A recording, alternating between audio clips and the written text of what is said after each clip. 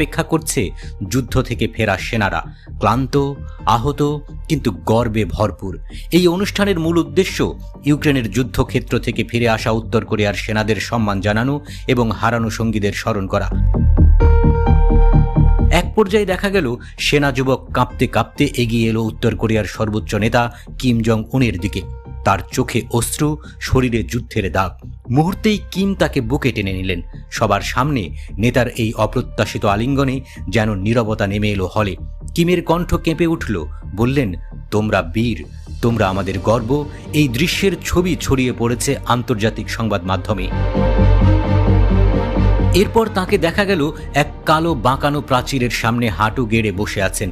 প্রাচীরে খোদাই করা সোনালী অক্ষরে ঝলমল করছে মৃত সৈন্যদের নাম, পাশে সাজানো তাদের প্রতিকৃতি।